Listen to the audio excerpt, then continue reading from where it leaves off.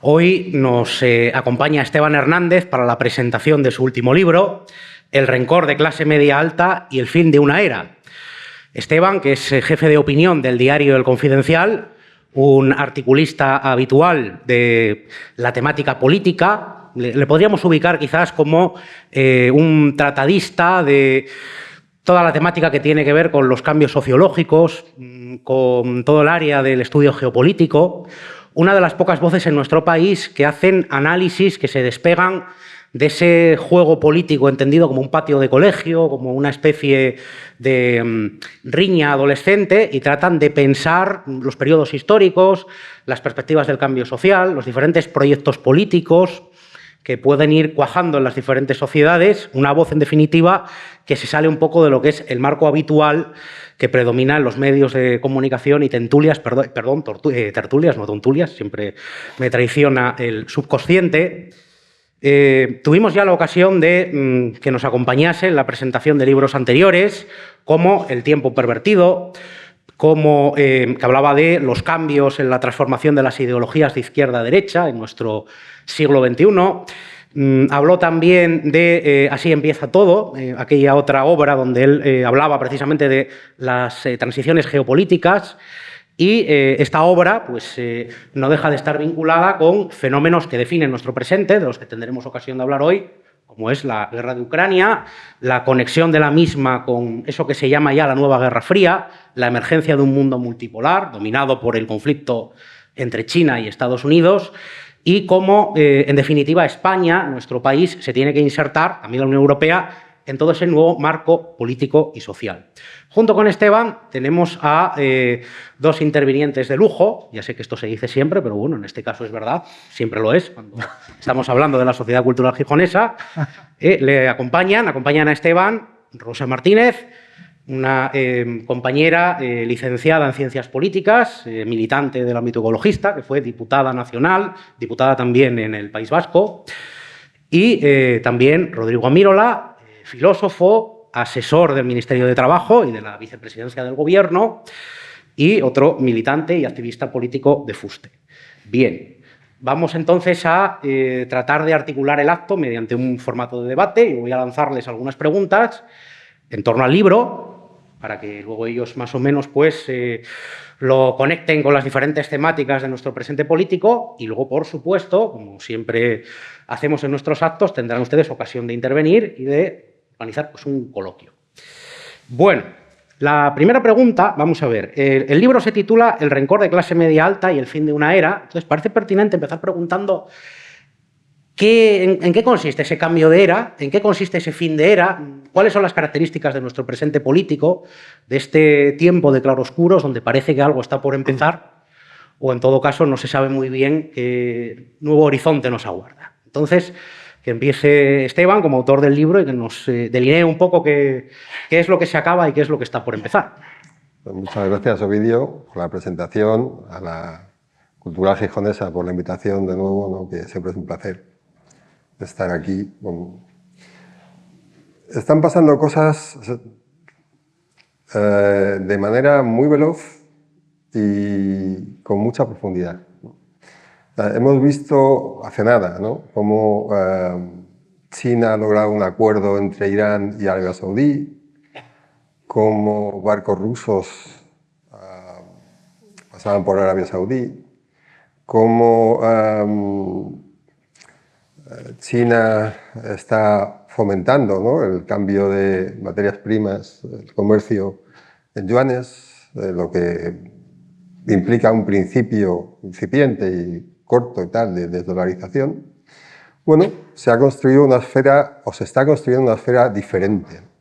En ese contexto, si uno percibe, por ejemplo, la visión de los indios, otro país que es importante y lo será mucho más en el futuro, nos observan a los europeos en concreto como el mundo del pasado. O sea, ya no somos una gran potencia que pueda de alguna manera imponer sus visiones o ni siquiera negociarlas de una posición dominante. somos un mundo, para ellos, en declive, ¿no? Para China, para India, para Arabia Saudí, para Rusia. Bueno, son cambios muy significativos en el orden internacional, ¿no? Y, por lo tanto, siempre que ocurre esto, pues hay consecuencias internas, interiores, ¿no?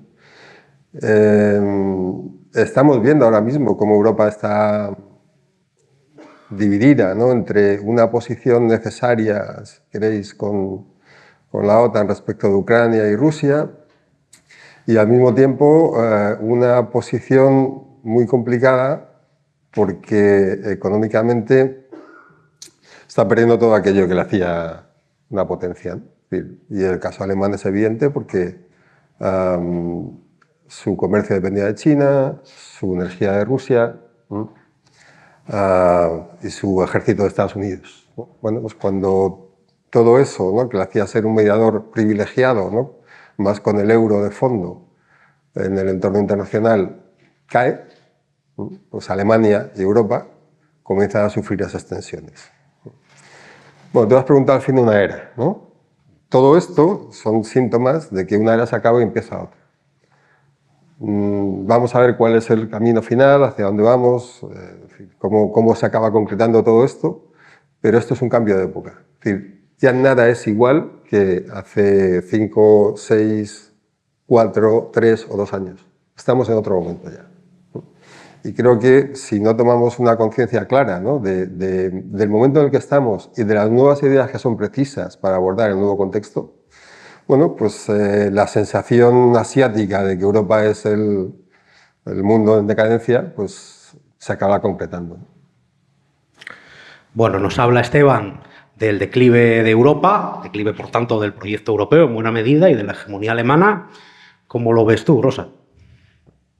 Hombre, yo creo que esta nueva era, indudablemente, ¿no?, desde el punto de vista de geopolítico y de las relaciones de bloques económicas y políticas, como dice, ¿no?, desde hace 4 o 5 años, es como el punto de inflexión en entrar en una nueva era, pero yo creo que hay tendencias que ya vienen de 1 o 2 décadas atrás que son las que están dando forma, las que están transformando sobre todo el mundo occidental y las que están empujando estos cambios de relaciones que decía Esteban, ¿no?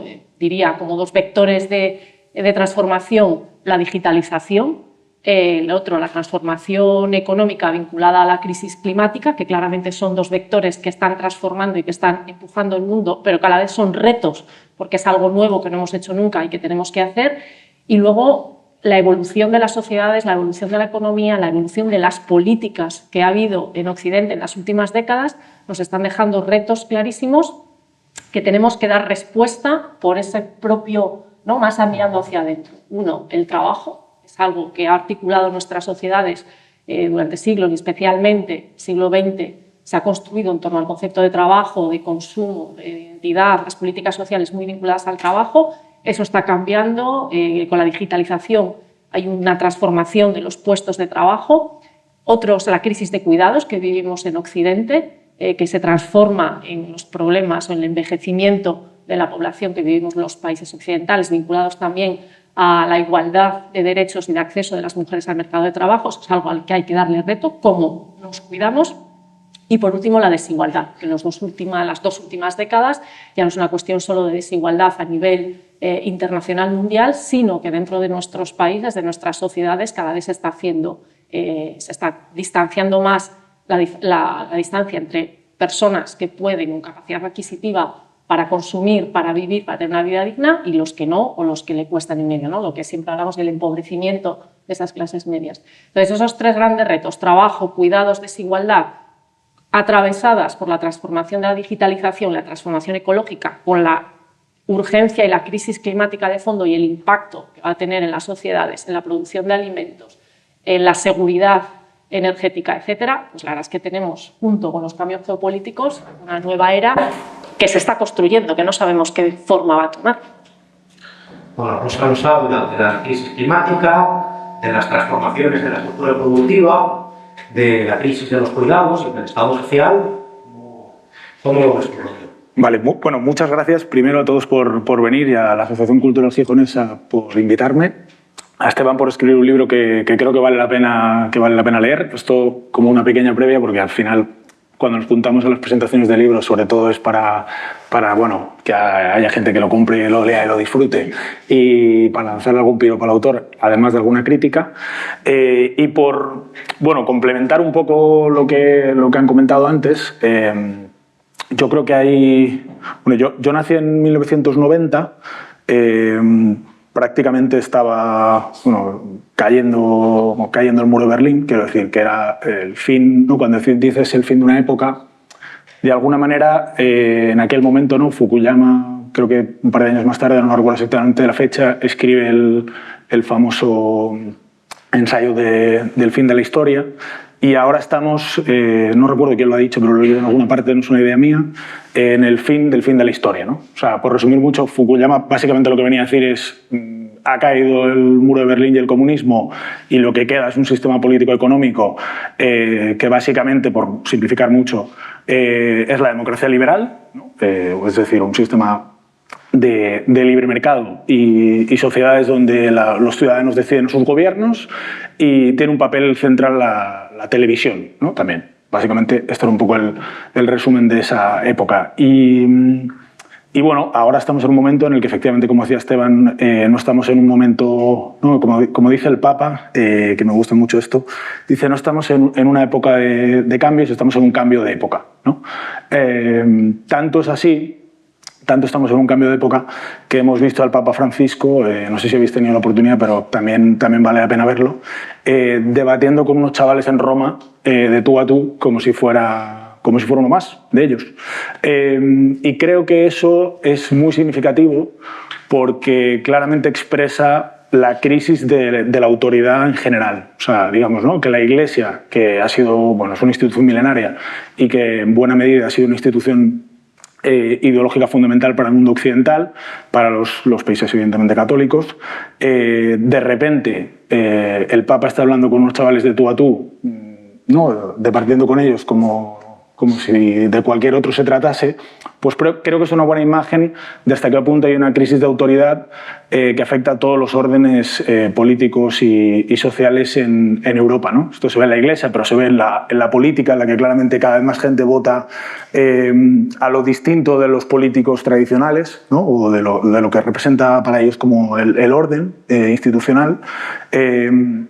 Se ve, por ejemplo, en la escuela, Ovidio seguramente lo padezca, en el cual los alumnos creen que pues, seguramente su opinión vale tanto como la del profesor, y se ve en otros muchos órdenes, y creo que ese elemento de la crisis de autoridad en Occidente, en los países occidentales, es bastante relevante para pensar el momento de cambio en el que estamos y la política en este momento.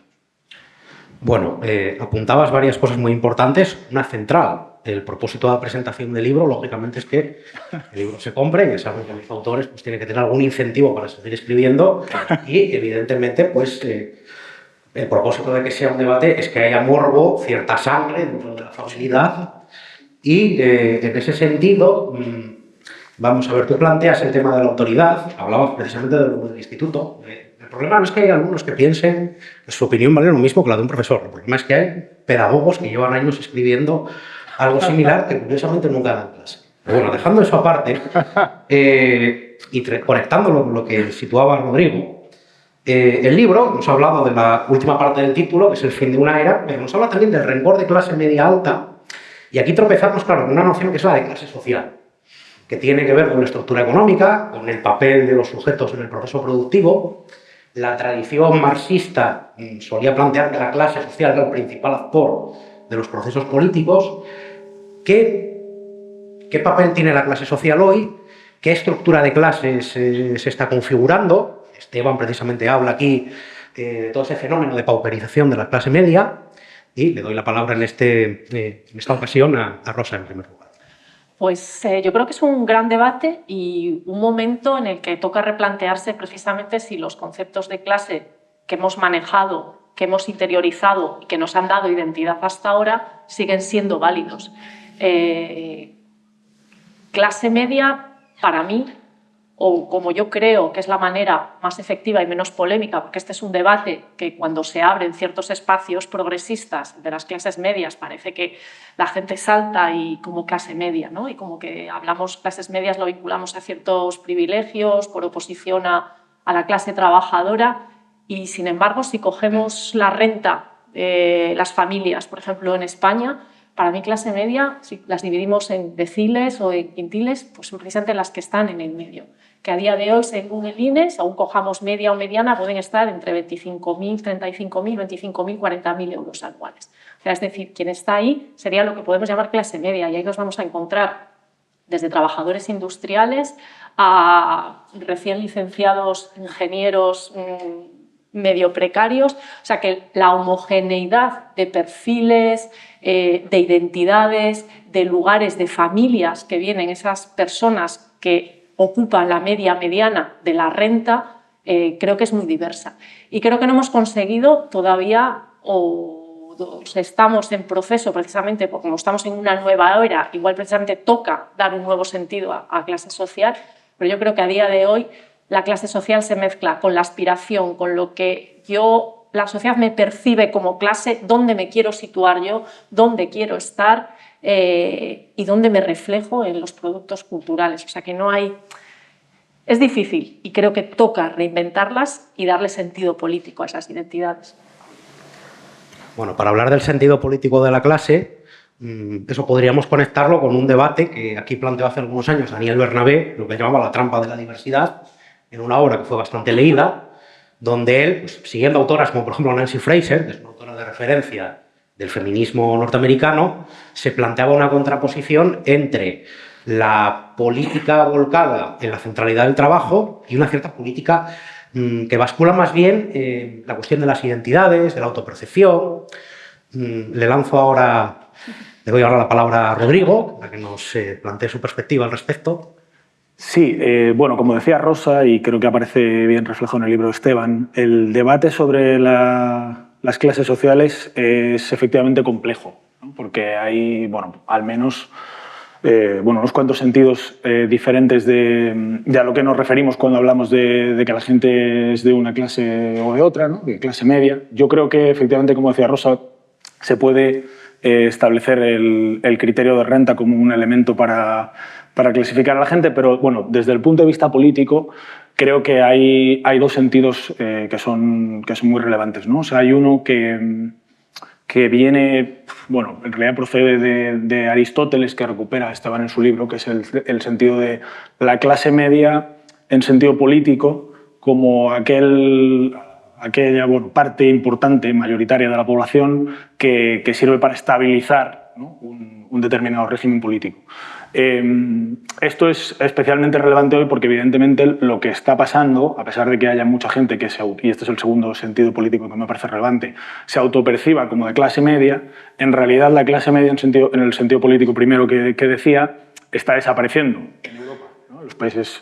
En los países europeos, en Estados Unidos, y eso está teniendo consecuencias políticas, bueno, bastante inmediatas, que tienen que ver con, pues yo que sé, por ejemplo, la polarización, ¿no? La aparición de fenómenos como la extrema derecha, que viene a impugnar como el sistema, y bueno, en algunos países más que en otros, por ejemplo, más en Francia que en España, pero está consiguiendo penetrar de manera muy clara ya no en las clases medias, digamos, sino incluso en clases populares o, bueno, digamos, en la gente más humilde o la gente más pobre de la sociedad.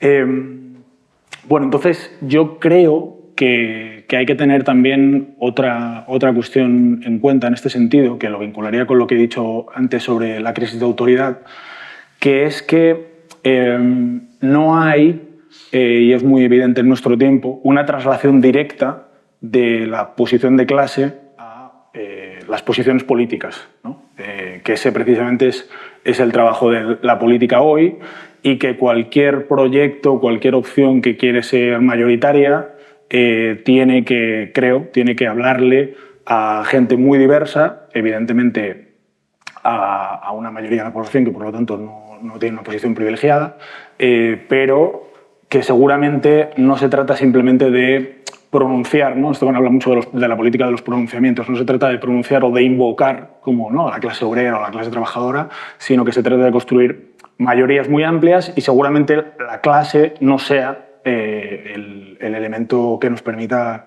estructurar esto. Bueno, de momento lo voy a dejar aquí. No sé si... Creo que este debate da para mucho, pero...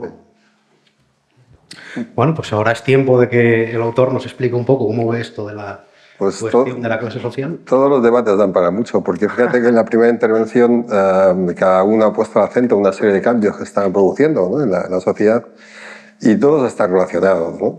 Porque cuando cambia lo externo, las relaciones externas cambian las relaciones internas. Y bueno, pues el fenómeno de clase tiene que ver, ¿no?, con las dificultades de gestión de las sociedades occidentales en un momento de deterioro, o sea, de pérdida de nivel de vida y de pérdida de esperanza en el futuro, que creo es un elemento decisivo a la hora de explicar nuestra sociedad, ¿no?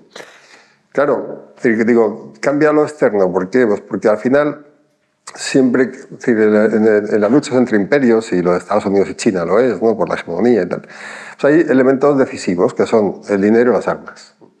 Y debajo de eso, y junto con eso, están la energía, la industria, la tecnología, ¿no?, materias primas, etc.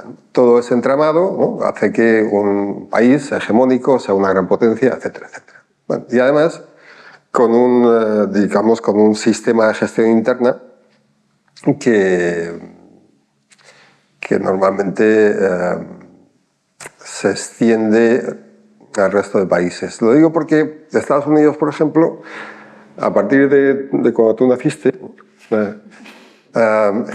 empezó una deriva en la que, junto con el elemento neoliberal, es decir, con un tipo de gestión de la economía desterritorializada y muy ligada a las finanzas,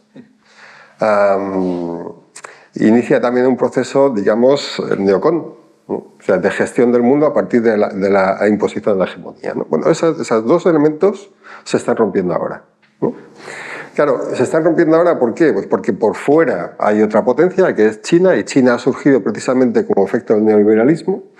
En el instante en que tú has externalizado, como si fuera un paraíso laboral, la producción a un entorno, ha sido el chino, y el chino lo ha aprovechado, ¿no?, para crecer como imperio, de repente te surge un competidor, ¿no? Bien. Claro, y en segundo lugar, la política neoliberal lo que ha hecho ha sido deteriorar la clase media como constructo de estabilización de las sociedades, ¿no? Nosotros teníamos una especie de consenso social, ¿no?, que se apoyaba en una idea de bienestar, de progreso, de futuro, ¿no?, y por lo tanto, y eso lo vinculábamos con la democracia. Es decir, bueno, pues estábamos en Europa, somos demócratas, nos va bien, tenemos un nivel económico bueno, ¿no? Bueno, toda esa serie de ideas se han ido quebrando. Claro, ¿por qué es importante la clase social? Porque al final es lo que define el punto de estabilidad de un sistema. ¿Qué ocurre? Que se da la paradoja que ha subrayado Rodrigo, según la cual la percepción mayoritaria de las sociedades occidentales es que son de clase media. A la mayor parte de gente que preguntes, ¿no?, te va a decir que... Es decir, hay más clase media que nunca, ¿no?, en la percepción. Al mismo tiempo que, en cuanto al nivel material, la clase media decae, y decae fundamentalmente no porque tengamos un nivel de ingresos determinado, sino porque las rentas del trabajo, aquello que conseguía que la clase media fuera clase media, son mucho menos importantes ahora respecto de las rentas en sí mismas, ¿no? Ahora el rentista es el que realmente tiene dinero. El que trabaja lo tiene ocasionalmente o no lo tiene, ¿no? Es decir, y dado que las vías laborales son más cortas, ingresas antes y sales, o sea, ingresas después y sales antes, ¿no? Incluso cuando tienes un nivel de vida afortunado, el periodo, ¿no?, en el que tienes unas rentas satisfactorias es limitado. Bueno, todo eso hace que por un lado, ¿no?, te creas de clase media, y por otro la realidad, ¿no?, te lleve a un lugar distinto. Bueno, eso genera sociedades muy complicadas de gestionar, y todos los cambios políticos tienen que ver exactamente con esto, ¿no? Es decir, cómo logramos que la población se vincule, ¿no?, a unas opciones políticas determinadas a partir de un momento en el que la percepción de que el futuro no va a ser bueno está presente. Bueno, esto creo que explica bastante la deriva de algunas posiciones políticas de derecha en el mundo, ¿no? También explica por qué las izquierdas tienen dos tipos de lectores. Unos son, digamos que, funcionarios y pensionistas. En España lo ves claro, ¿no? PP-PSOE tienen ahí, digamos, un nivel de voto elevado. Y luego los jóvenes, ¿no? Votan otra cosa, ¿no? Porque hay una brecha ahí evidente. ¿Por qué? Porque las clases conservadoras, ¿no? Son las que tienden algo a conservar. Y cada vez hay menos gente que tiende algo a conservar. Bueno, pues esa ruptura en el nivel interno es muy importante. En un instante en el que la clase es fundamental, porque los recursos son fundamentales, pero ya ni tenemos noción de clase, porque todos nos parecemos, pues somos clase media más o menos, y porque, como dices, tampoco explica el vínculo directo con el voto. Bueno, por sintetizar, a mí lo que sí me gustaría es que de todos estos problemas que estamos dando, ¿no? Que parecen desconectados, que parecen... Todos tienen un hilo que tira de ellos, ¿no? Y es importante entender esta conexión porque nos perdemos si no vivimos en un mundo como fragmentado en exceso, ¿no? Pasa esto, pasa lo otro, no entendemos nada, ¿no? Pues hay un hilo que tira todo eso detrás, ¿no? Bueno, nos apunta ahora Esteban a la necesidad de buscar un hilo conductor de ese sistema de contradicciones. ¿Queréis, Rosa o Rodrigo, apuntar alguna cosa o replicar alguno de los elementos que sitúa ahora Esteban? Yo creo que si algo acierta Esteban en su libro es en vincular y articular y explicar cómo las dos últimas décadas de políticas neoliberales han tenido consecuencias tanto internas y externas, ¿no? Cómo se ha recolocado el mundo, las piezas internas, las externas y cómo colocarlas, ¿no?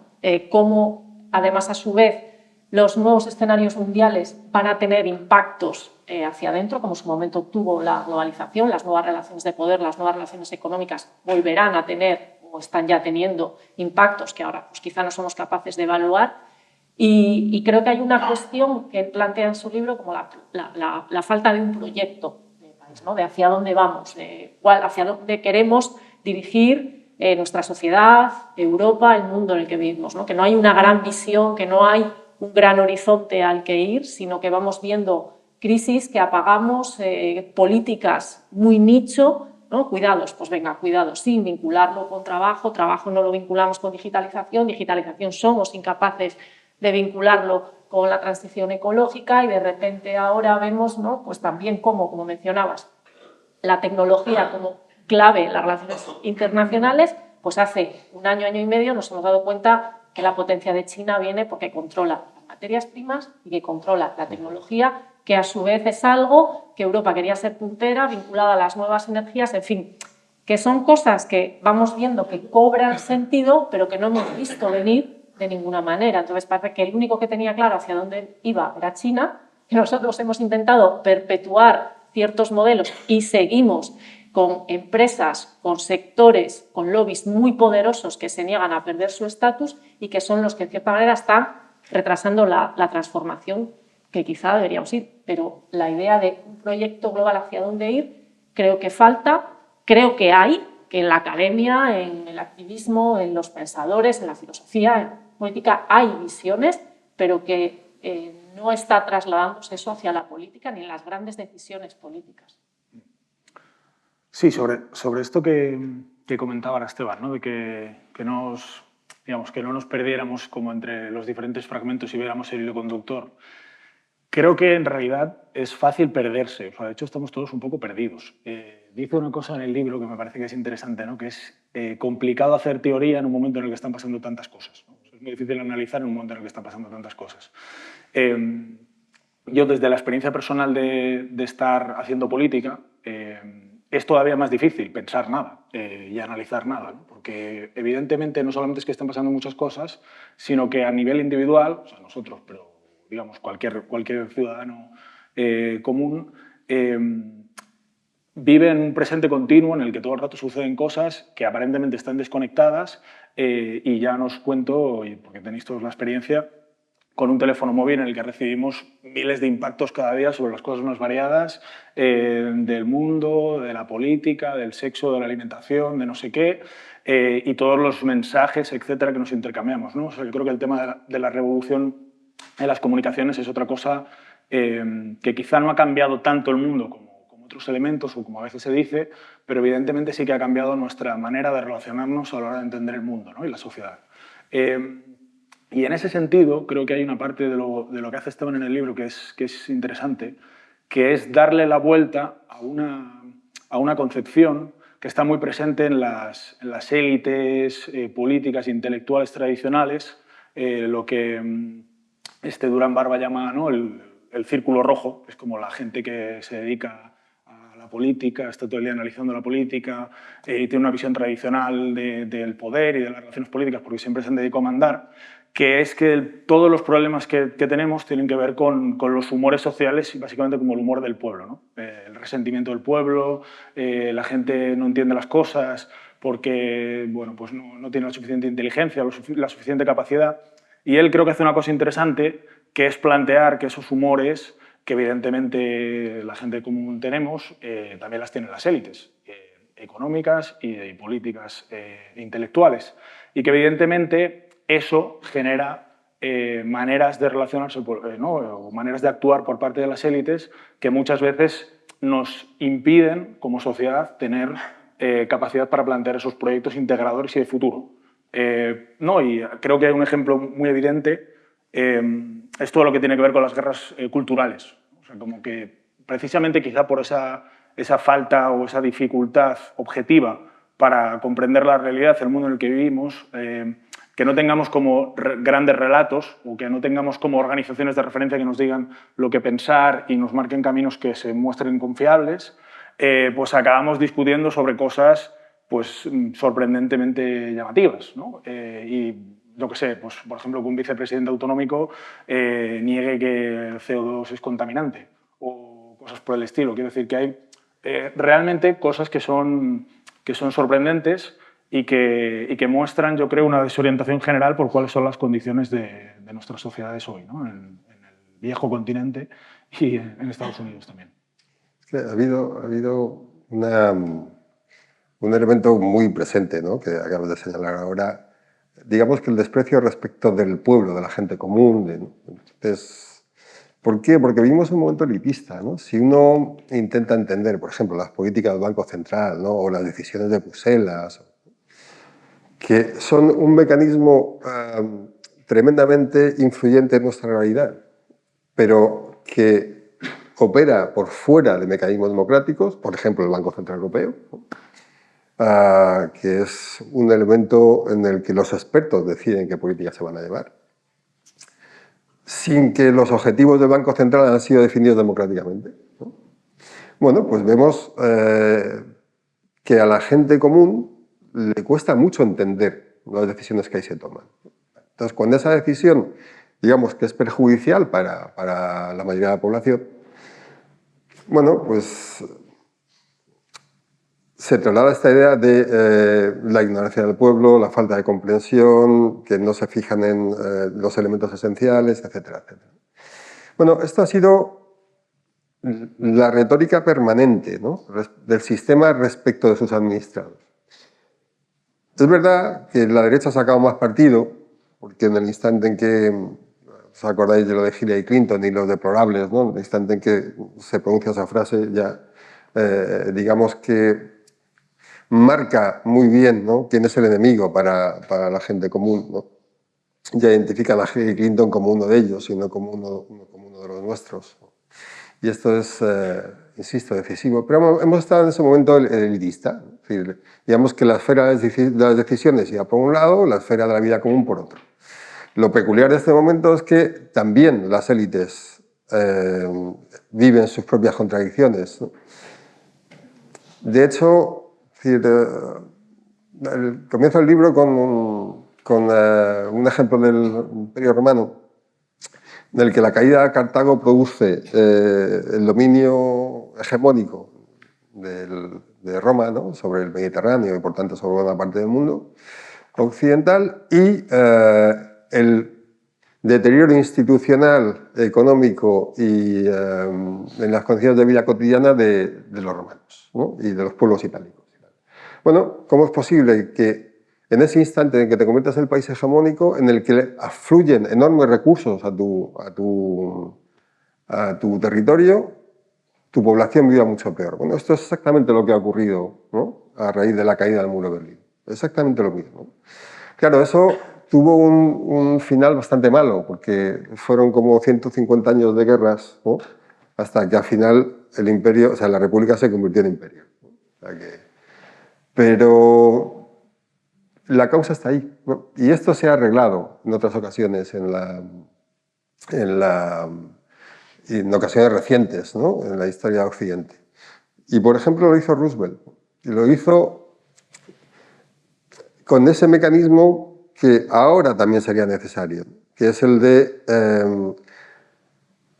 doblar el brazo al ámbito financiero, ¿no? Para devolverlo al mundo productivo, es decir, coger el dinero y ponerlo a producir cosas en concreto. Bueno, este movimiento, que es el que puede asentar Occidente, es complicado de realizar porque, insisto, las élites están divididas, ¿no? Ninguna de las dos partes de las élites quiere dar marcha atrás en el entorno rentista, pero cada una tiene una visión diferente sobre cómo afrontar este momento. Por ejemplo, hay una parte evidente, ¿no? Que quiere ser mucho más hostil con China, mucho más hostil con Rusia, que opta por relocalizar, ¿no? Y relocalizar especialmente en Estados Unidos.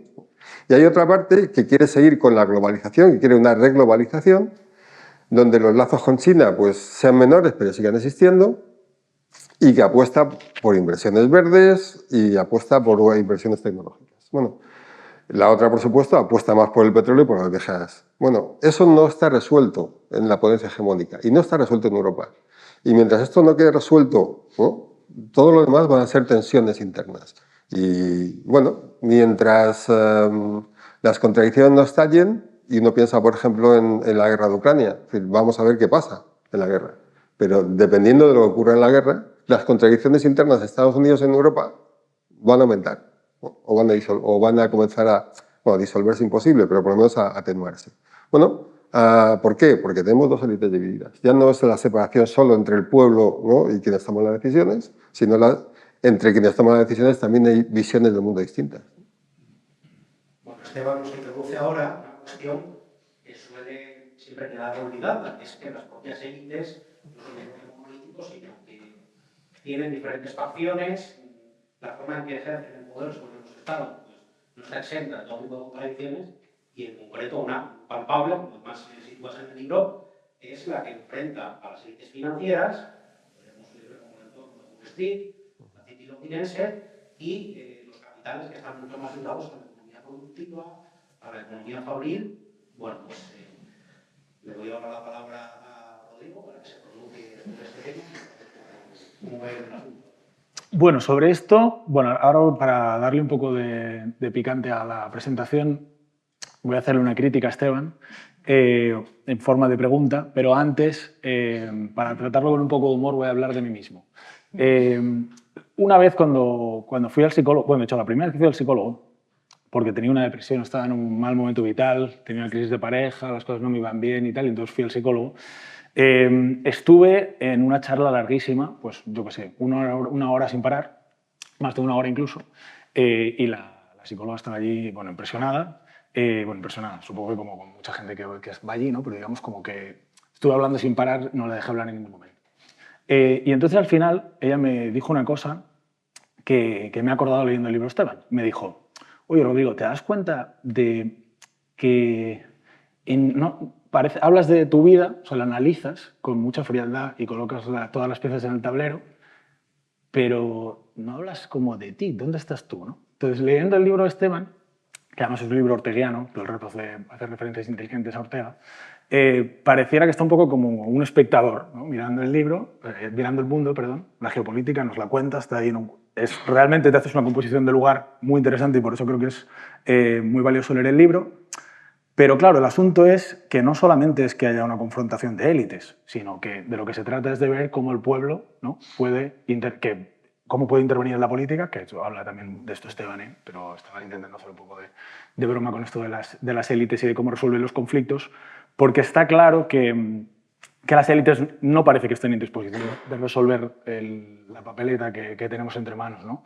Y yo creo que, bueno, eso es un consenso que me parece que hay aquí, que es que hace falta que haya una intervención, bueno, pues de la gente común de manera masiva a través de proyectos integradores, que no se pierda en lo que llama Ortega y recupera Esteban particularismos, ¿no? y se centre como solamente en su pequeña parcela, sino que sea capaz como de plantear un cambio en una dirección que aborde transformaciones estructurales. Y para eso hace falta un buen análisis y también hace falta después buscar cuáles son las mejores herramientas de intervención, ¿no? Entonces, bueno, eso creo que también es un debate que es interesante traer a colación, porque evidentemente, bueno, la política, tener el BOE, etcétera, es útil, pero no es suficiente y hace falta ver qué otros elementos son importantes para eso, ¿no? El sindicato, bueno, no me extiendo. Bueno, parece lógico darle la palabra a Esteban.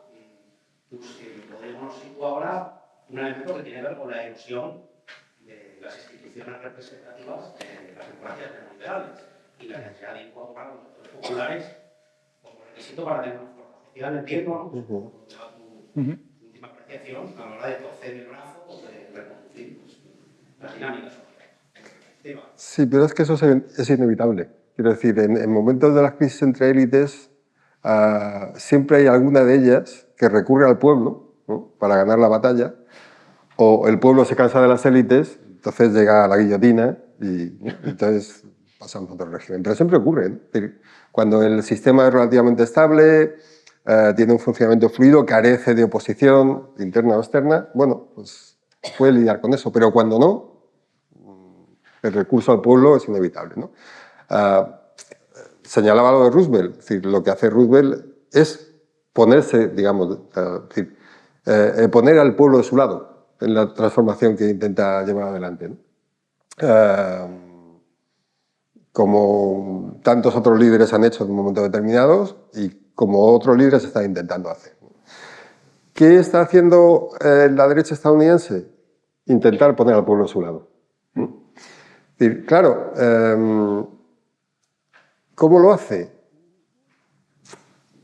Ya no solamente se trata de la guerra cultural, que obviamente no hay elementos de ahí, ¿no? Pero lo interesante de Trump fue que en un momento determinado, después de ganar, la derecha americana se da cuenta de que su votante, ¿no?, es decir, el mayor nicho de votos que puede tener es el, digamos, de las clases populares. Clases medias en declive, trabajadores fabriles, ciudadanos en general de entornos deteriorados, digamos que el interior de Estados Unidos, etc. Entonces lo toma como un objetivo electoral, ¿no?, y como, digamos, el nicho esencial en el que puede operar para conseguir el poder, ¿no? Y pues vemos como la izquierda toma otros nichos y elige otros. Pero esta oferta, digamos, de la derecha estadounidense es muy interesante porque habla de dos cosas fundamentales, ¿no? La seguridad, ¿no?, la devolución de un futuro, la sensación de que el futuro va a poder ser mejor, ¿no?, una cierta promesa de estabilidad en las vidas, ¿no?, que va más allá de que regresen o no regresen las fábricas, ¿no?, y un cierto orden, ¿no?, en la vida cotidiana. Bueno, claro, estas propuestas, tal cual, no son propuestas de derechas y tampoco son propuestas de izquierdas. Digamos que es una condición necesaria para el funcionamiento de la sociedad, ¿no? Tienes que tener un nivel de vida digno, tienes que tener una esperanza o una perspectiva de futuro, tienes que tener la posibilidad de establecer planes, ¿no?, y de que alguna vez se cumplan, porque si no tienes eso, ¿no?, no es un sistema con el que vas a estar de acuerdo, ¿no? Es decir, la gran diferencia, por ejemplo, ¿no?, del sistema chino con el nuestro es que, por más que sea un sistema dictatorial, como a la gente le va bien, la oposición interna es escasa. Porque la gente dice, bueno, nos va bien, nos va a ir mejor, el futuro va a ser nuestro, vamos a ser la potencia hegemónica, vamos a ganar más dinero todos, vamos a ir felices. ¿Qué más da si nos controlan de esta manera o de otra, ¿no? Bueno, pues ese sentido del futuro de la esperanza y de la estabilidad es un objetivo esencial de la política contemporánea. Unos pueden recurrir de una manera, otros de otra, pero es un objetivo esencial de la política contemporánea. Y el pueblo está ahí, ¿no? Porque, insisto, para volver al punto de partida, en el momento que el sistema comienza a mostrar sus grietas y las élites se pelean, el pueblo decide. Hablabas de la creación de Roosevelt, la figura del New Deal, precisamente en el ámbito del Partido Demócrata estadounidense. Se habló, luego muy desdibujado, del New Deal. La derecha, ahora en su versión trumpista, sitúa a la Agenda 2030, a todos los elementos de lucha contra el cambio climático, de transición energética, como uno de los factores que estarían detrás de esa caída de nivel de vida, de ese proceso de desindustrialización. Se habla de una especie de alianza entre unas élites globalistas que se identifican con el progresismo y en buena medida con las preocupaciones de orden ecológico. Rosa, que además viene de esa militancia ecologista, ¿cómo ves tú? Pues mira, voy a retomar dos ideas. Una que decía Esteban, hay que doblar el brazo al movimiento financiero y poner el dinero a producir cosas. Vale, ¿qué producimos? ¿Con qué energía? ¿Con qué materiales? Antes hablábamos de que necesitamos un hilo conductor, necesitamos un proyecto. Tenemos el mundo hecho unos zorros que no lo entendemos, nos están pasando cosas y encima no tenemos que subir la temperatura más de 1,5 grados porque si no la vida tal y como la tenemos en el planeta va a desaparecer. Es decir, aparte de solucionar todo lo que estamos viendo, cómo se nos recompone el mundo, como sociedad mundial, todos estos países que se están pegando, deberíamos estar pensando en cómo efectivamente transformar la vida. Pues yo creo que ahí hay una línea para darle sentido a ese horizonte, a ese proyecto, que si somos capaces de mirar todas y cada una de las piezas que conforman la política pública, los grandes programas, si somos capaces de darle una mirada conjunta hacia el bien común, hacia entender que eso nos puede dar una brújula para ir tomando decisiones en lo industrial, en lo económico, en lo energético, en lo educativo, en la organización social, en el trabajo, en la desigualdad, pues ahí tenemos. Que lo mismo que decía Esteban, el pueblo, necesitamos al pueblo, o el pueblo protesta pero no les hacemos caso con las decisiones de los bancos europeos. Pero esas mismas élites políticas utilizan la supuesta oposición del pueblo para retrasar medidas que a ellos no les interesan. No quiero meterme a regular los coches porque la gente está en contra, o no quiero peatonalizar. Es decir, muchas veces le atribuimos a la gente, a la opinión pública, unas opiniones que lo único que están haciendo es alimentar mi propia posición, muchas veces interesada, de estatus, etc. ¿Qué quiero decir con esto? Las guerras culturales, la extrema derecha, Soros, las élites, etc., es folclore. Folclore en el sentido que muchos de los discursos que oímos y que mantiene la extrema derecha de negacionismo y de avance es pura reacción, son fuegos artificiales. Yo creo que no hay que centrarse ahí, tienen su peligro, por supuesto, y los problemas y las contradicciones que nos va a traer todas estas transformaciones, no solo la transformación ecológica, sino todo lo que hemos ido hablando, van a traer procesos, van a traer conflictos sociales. Los conflictos sociales van a estallar y los tenemos ahí, desde la oposición a las renovables, a la pérdida de trabajos que va a traer la digitalización, a cualquier cambio que veamos. Hay que hacerse cargo, creo que la responsabilidad de la política a día de hoy es hacerse cargo de los conflictos, de situaciones y crisis estructuradas heredadas, hacerse cargos de ellos, entenderlos, sentarse y decir, reconozco que esto te va a costar, que esto va a suponer un coste, que esto va a suponer un cambio, que esto amenaza tu forma de vida tal y como la tienes, pero creo que se trata, y colectivamente, desde los movimientos sociales, desde la academia, desde la gente que está pensando, desde procesos, desde cualquier esquina, empezar a pensar futuros deseables, ¿no? Lo que tú decías, ¿no? Que la política lo que tiene que dar es, ¿cómo vamos a vivir? Esta vida me va a asegurar a mí mi vida, ¿qué futuro deseable? Por supuesto, para mí, personalmente, no decía tu psicóloga, ¿dónde estás? ¿Dónde estoy yo? Vale, yo creo, y donde estoy yo personalmente, es en que la lucha en las políticas climáticas, de manera amplia y no entendida como una esquinita medioambiental, sino que tiene que ser algo que articule y que guíe la política, porque además es algo en lo que nos va y hablamos, es el reto de nuestro tiempo, sí, es el reto de nuestro tiempo y que además tenemos que hacer con todos esos cambios geopolíticos, sociales, económicos y arrastrando consecuencias de políticas nefastas en las últimas décadas, desde el neoliberalismo al vaciamiento de la España vacía. Y eso no puede resolvernos, sino que tenemos que hacernos cargo de ello. Hacer una precisión sobre las finanzas porque es un tema suficientemente importante y quizá poco conocido, ¿no? Y en relación con lo que decías de poner dinero a producir, ¿no? Digamos que hay un elemento obvio que es la realización permanente de apuestas financieras, ¿no? Mediante derivados, instrumentos complejos, ¿no? Que circulan por una esfera paralela que no entendemos bien, ¿no? Y luego está la economía real, la nuestra, ¿no? Pues tenemos un dinero, compramos, etc. Claro, el hecho de devolver ese dinero a la economía real ya sería importante, ¿no? Pero es que la financiarización de la economía es mucho más. Es decir, ahora mismo estamos hablando, por ejemplo, de la Sareb, ¿no? ¿Por qué? Pues porque hubo un momento que la Sareb canalizó los préstamos fallidos de los pisos. ¿Cuál fue el resultado final? Que cada vez más fondos, es decir, cada vez más ámbito financiero, fue adquiriendo pisos, ¿no? Viviendas y locales que estaban en ese banco. Es decir, se produjo un traspaso de la propiedad de personas individuales a fondos de inversión. Por sintetizarlo, ¿vale? ¿No? A fondos. Bueno, ahora hablamos de la Sareb porque esos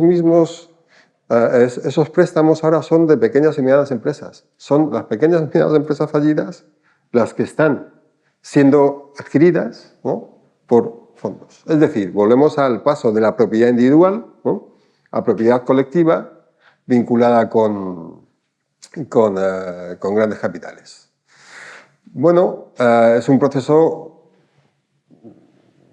muy negativo, porque eso también, ¿no? Cuando dicen, no, es que los pisos, el alquiler, no, dependiendo de zonas, pues está muy caro. Claro, cuando la propiedad se concentra, el que tiene más el poder del mercado saca partido de eso. Y esto es lo que se está produciendo. Eso también son finanzas. Pero cuando uno ve cómo se gestionan las grandes empresas, se encuentra con dos cosas. Una oposición habitual, o por lo menos lo ha sido durante un tiempo, de los principales directivos respecto de los accionistas. ¿Por qué? Porque te obligan a trabajar a corto plazo. Y trabajar a corto plazo implica un modo de funcionamiento en el que no solamente tienes que estar pendiente de la acción, de las empresas cotizadas, ¿no? Sino que además sabes que la mejor manera de que la acción suba es despedir gente, es decir, producir más con menos, recortar gastos, por lo tanto, producir bien esos servicios de peor calidad, reducir lo que le pagas a los proveedores, porque eso implica también más beneficios. Es decir, estás actuando de tal manera, si diriges una empresa, que sabes que la empresa va a tener un recorrido corto, no va a perdurar mucho tiempo, pero estás obligado, ¿no? Porque si no, sales de la empresa, eres despedido. ¿Para qué? Para que los accionistas ganen más. Como además los accionistas son un eufemismo, ¿no? de la concentración de capital. Hay fondos que participan en las grandes empresas occidentales, en las empresas que cotizan las grandes bolsas de Occidente y están permanentemente en ellas. También vemos un traspaso de la propiedad, ¿no? ¿Por qué? Pues porque además eso tiende a la concentración. Ocurre en los bancos, ¿no? Si un banco quiebra, pues entonces es adquirido por otro con rescate estatal, de tal manera que cada vez los bancos son menos y por lo tanto sistémicamente más importantes, con lo cual son demasiado grandes para caer. Lo vemos en las empresas. Las empresas, lo que ocurrió durante la pandemia fue que el Estado rescató los bonos de las grandes empresas cotizadas, ¿no? A través del quantitative easing.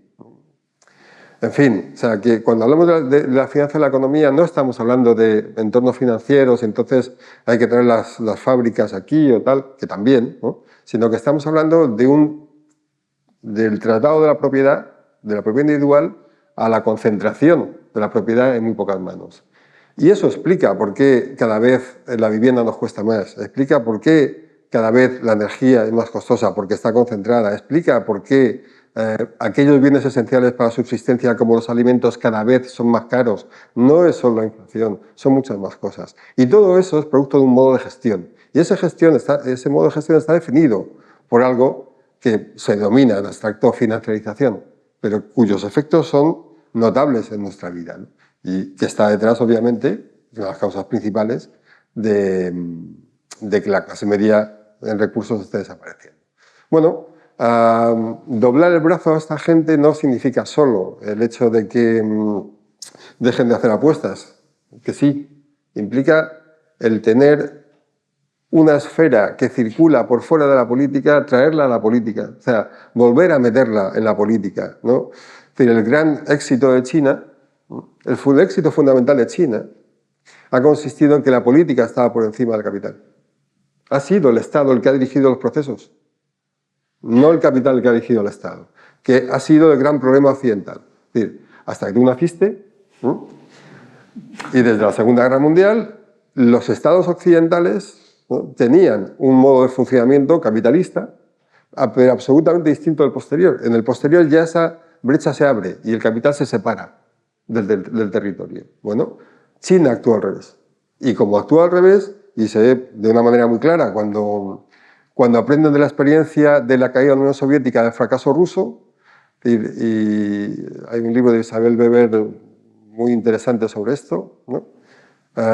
Deciden introducir el capitalismo en su economía a pequeñas dosis, poco a poco, para que no quiebre todo eso y para que puedan controlar los pasos que están dando. Bueno, el resultado es este, ¿no? China ha crecido enormemente. Hacer que el pueblo participe significa hacer que la política participe. Y para que la política participe tenemos que tener una política que esté, que pueda domar, ¿no?, estas fuerzas económicas desatadas. Y eso es un gran cambio, ¿no? Entonces, cuando aludo a Roosevelt, que podía aludir a otros, ¿no?, pero aludo a él, lo dudo por este hecho. De repente domas todo eso, lo supeditas al control democrático y, por tanto, territorial, y me da igual que sea estatal que a nivel de la Unión Europea. Es decir, es algo que todo territorio soberano necesita, porque es lo que hace la política posible, ¿no? Y por lo tanto es lo que permite que el pueblo participe. Sí, bueno, voy a dar un paso atrás para luego retomar esto del momento Roosevelt. En la línea de lo que comentaba Rosa, ¿no?, decías que es folclore la identificación como responsables o como culpables del empeoramiento de las condiciones de vida, de Soros, ¿no?, estas cosas que dicen los trampistas, que nos parecen un disparate en muchas ocasiones. Pero bueno, y ahora intentando ser un poco polémico, claro, a veces ofrecen una solución simple, pero señalan a un adversario, a alguien con el que no te identificas porque es rico o simplemente porque es una cosa muy lejana que no tiene nada que ver contigo, como a veces puede parecer con la Agenda 2030. Y claro, nosotros, ahora me refiero en sentido amplio a nosotros, los demócratas, los ecologistas, la izquierda, les decimos que hay una emergencia climática que va a acabar con la vida y eso, a veces, más que movilizar la ilusión o la creencia, ¿no?, la confianza en el futuro, lo que hace es paralizarte. Y yo creo que en muchos casos, si de esto vive, ¿no?, y bebe en buena medida la extrema derecha, bueno, pues alimentar una cierta como actitud cínica, ¿no?, ante lo que te queda. Pues si todo va a ser un desastre, pues voy a aprovechar lo que me queda aquí, ¿no?, en este mundo, y el resto pues ya se apañará como pueda. Entonces aquí, como reflexión, creo que además de las apelaciones al pueblo, que digamos, los que somos demócratas es una convicción, y es cierto que en el último extremo, al menos en las democracias occidentales, se acaba decidiendo, hay un elemento que creo que no hay que menospreciar, que es la disputa de lo técnico, ¿no?, de lo tecnocrático. O sea, que las izquierdas, como las décadas anteriores, creo que hemos generado como mucho rechazo, animadversión a las cosas técnicas, ¿no? Antes decía Esteban, lo de los objetivos del Banco Central no se han decidido democráticamente, etc. Pero quizá estamos en un momento en el que, visto el fracaso del neoliberalismo, de las políticas supuestamente técnicas y neutrales, quizá estamos en un momento en el que tenemos capacidad para poder disputar eso. Entonces yo creo que Bueno, ahora pondré el ejemplo de rigor, que son, por ejemplo, los ERTEs. O sea, de repente una política pública que soluciona un problema cotidiano a millones de personas en un momento de crisis como la pandemia y que no aparece como algo político, sino que aparece como, ¿no?, una solución técnica para un momento dado, pues es una buena idea. O, por ejemplo, no sé, se me ocurre que el Banco Central Europeo tuviera como objetivo técnico diseñado abordar, ¿no?, el tema de la emergencia climática. O sea, yo creo que eso es un camino a desarrollar. Y ya está, porque de momento Google sería demasiado... ¿Puedo matizar una cosa? Sí. Súper breve. Una réplica oportuna, que os pido brevedad y voy a dar la palabra. Sí. Sí. El que haya dicho que es folclore no trato de menospreciarlo, sino simplemente que creo que precisamente no hay que darle una batalla ideológica ni entrar. En ese nivel. O sea, quiero decir, tiene su impacto y precisamente porque es folclore creo que es efectivo. Pero lo que tú dices muy bien, o sea, no es un debate ideológico. Y totalmente de acuerdo, creo que es el momento de las políticas públicas, con mayúsculas, y que es lo que falta. O sea, que ya vale de eslóganes y de grandes eso, queremos un futuro y cómo lo desarrollamos. Pero sí, que no era despreciativo, sino... Pero, ¿de verdad creéis que si, por ejemplo, el Banco Central incluye entre sus objetivos luchar contra la emergencia climática sin solucionar el nivel de vida, no va a generar animadversión en la gente contra la emergencia climática del Banco Central y contra vosotros? ¿Sabes? Sí. Quiero decir... Pero es que el objetivo del Banco Central no tiene que ser la emergencia climática, tiene que ser políticas monetarias que favorezcan la inversión de lucha contra la emergencia climática. Claro. Y si esa inversión en la lucha contra la emergencia climática va contra el nivel de vida de la gente, ¿qué ocurre? ¿No? Quiero decir que es uno de los problemas para mí, ¿no?, que tiene el mensaje climático, primero es que se entendió como un mensaje de parte, o sea, es un mensaje de la izquierda o de, ¿no?, o de los progresistas, ¿no? Bueno, quiero decir, si al final, digamos que el planeta está viviendo en condiciones muy negativas y van a empeorar, pues será un problema común, pero por algún motivo lo he visto como un elemento típico de la izquierda, ¿vale? Muy bien. Y el mensaje que recibe mucha gente es, bueno, es que yo pago la factura. Es decir, vosotros vais a vivir de puta madre, ¿sabes?, mientras que yo voy a empobrecerme. Que os den, pero totalmente, Claro, mientras no soluciones ese nudo... Pero las políticas que se han dirigido a fomentar el crecimiento económico sistemáticamente han empobrecido y han empeorado la vida de muchas personas. Y nadie las ha cuestionado diciendo es que hay crecimiento económico. ¿Por qué? Porque había un marco narrativo hegemónico del crecimiento económico es bueno. Si tú tienes una política concreta, porque necesitamos reducir emisiones, pues porque bla, bla, bla, ya lo sabemos todos. Y tú tienes que ir hacia ese camino. Y eso supone transformaciones industriales, económicas, de movilidad. Por supuesto que van a tener impactos, pero es que mientras tú con esta mano estás haciendo políticas de emergencia climática, con esta tienes que hacer políticas de acompañamiento y compensación. Tú no puedes hacerlo a las bravas. Y yo estoy de acuerdo contigo, el discurso de la emergencia climática es de parte y ya es hora de que deje de ser de parte y que se perciba como una cuestión de izquierdas o progresista y, por supuesto, sacarlo de la guerra cultural, o sea, que va mucho más allá, o por lo menos como yo entiendo la lucha contra la emergencia climática. Pero que es que la emergencia climática no es solo reducir emisiones, es todo lo que tienes que hacer para que esa transformación estructural que supone la reducción de emisiones se haga con la gente dentro. Y desde luego la pregunta es ¿cuánto va a costar y quién lo va a pagar? Y esa es la pregunta clave a la que hay que dar respuesta. Claro, entonces si no logras cambiar un sistema económico como el actual, que está planificado precisamente para conseguir el efecto contrario, cualquier elemento que introduzcas en ese sistema va a operar de la misma manera. Es decir, nosotros vamos a hacer una transformación, da igual, climática, ecológica o industrial o lo que sea, y siempre va a favorecer a los que más tienen y va a perjudicar a todos los demás. Es decir, mientras no transformes el esquema, cualquier elemento que introduzcas en el esquema va a ir en esa dirección. No, Sí, no, está claro. Con lo está cual, claro. O sea, yo cuando decía el movimiento es mayor, ¿no? Yo cuando decía lo del... Sí, yo cuando decía... O sea, quiero decir, yo creo que aquí el problema de base es cómo contraponerlo. O sea, de hecho, o sea, ponía el ejemplo del Banco Central por el tema de lo técnico y lo tecnocrático, pero está claro que una misión central del Banco Central debería ser, valga la redundancia, debería ser el pleno empleo, como tiene, por ejemplo, la Reserva Federal. Y evidentemente, o sea, la transición verde tiene que ir acompañada de crear puestos de trabajo de calidad para los trabajadores y las trabajadoras que precisamente viven en esas zonas, ¿no?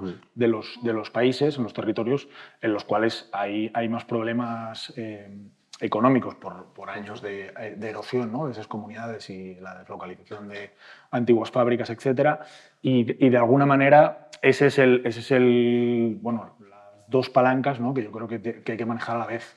Y ya solamente un apunte más con esto del momento Roosevelt, que creo que a veces desde hoy se idealiza un poco como ese momento, en el sentido siguiente, ¿no? que es que parece que de repente hubo unas élites que tenían un plan que fueron capaces como de poner en marcha de manera sistemática. Y en realidad cuando lo estudias, ¿no? en profundidad y vas a la historia, en realidad el momento Roosevelt en buena medida es una mezcla de ensayo-error, que el pueblo norteamericano, organizado en sindicatos, etcétera, presiona a Roosevelt, ¿no? Está aquella famosa anécdota que parece ser que no es cierta, pero bueno, que sirve para explicar esto, que es salir a la calle a protestar para que yo les pueda precisamente doblar el brazo a los financieros, ¿no? Y todas las políticas antitrust son posibles precisamente por esa conjunción de factores, ¿no?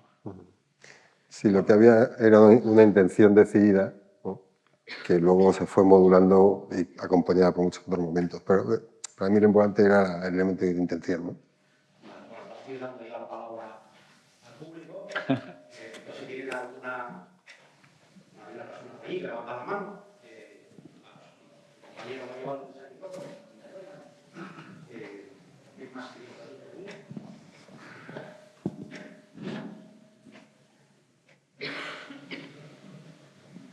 ¿Les parece formulamos tantas preguntas? Sí, claro. Buenas tardes. Yo quería introducir un elemento que a mí me parece muy significativo en cómo van a cambiar toda la geopolítica. Solamente dos datos. A principios de 1900 en el planeta había 2.000 millones de personas. 124 años o 123 años después hay 8.000 millones de personas. O sea, el desarrollo demográfico es explosivo. Y hay las condiciones para que vivamos todo este personal al mismo tiempo. Pero el otro elemento es cómo se distribuye esa población. Es decir, China, India, más si sumamos media docena de países emergentes, no sé, Brasil, Indonesia, Etiopía, Egipto, ¿vale? Llegamos a que países que no son el centro del desarrollo económico, son los que más población tienen.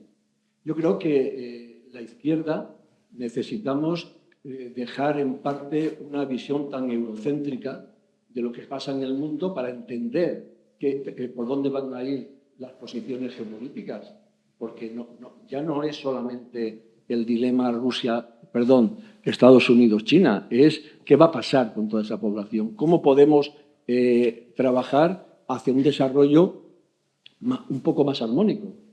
Es decir, porque elementos como las megaciudades, sí, que el tema de, yo qué sé, el Cairo, todo esto, ¿cómo vive esta gente?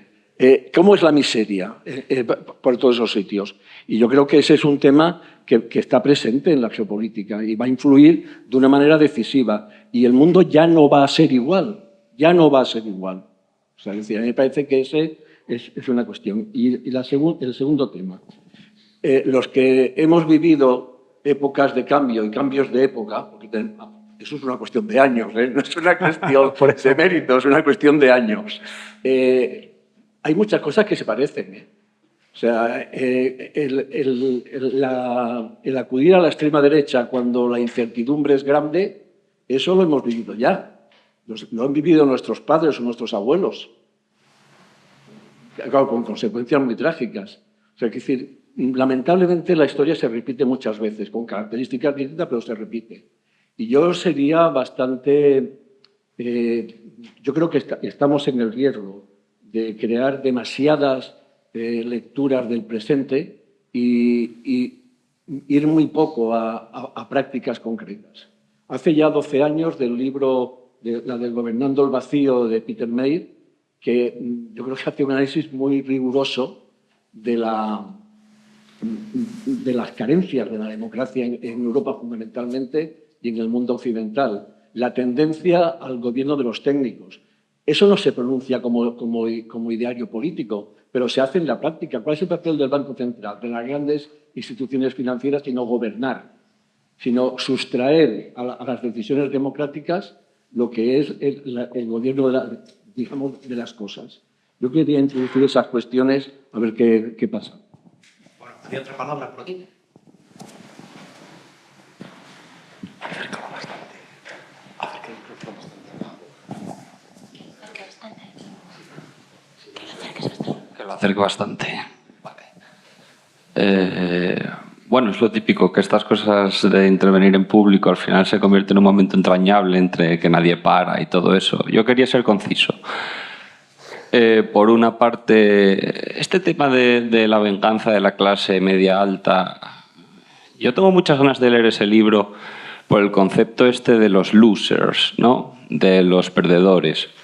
Y los perdedores, sobre todo en este ámbito que se dice tecnológico y demás, los riders, los taxistas y todas esas cosas. Pero no sé si hay una especie de capítulo en el libro sobre las implicaciones, digamos, de la GPT, por ejemplo, en los trabajos ya no los que no supieron estudiar, los que no sé haber estudiado, ¿no? Sino los que estudiaron y ahora, parece que viene algo ahí que, digamos, en los próximos años pues va a ser bastante importante. Entonces, bueno, eso era por ser conciso. Luego fue muy interesante toda la intervención.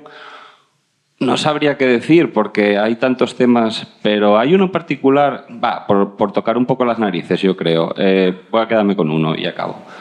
Que es el tema de Roosevelt, ¿no? Bueno, Roosevelt se veían ahí como esbozos de la planificación, pero no, la planificación no.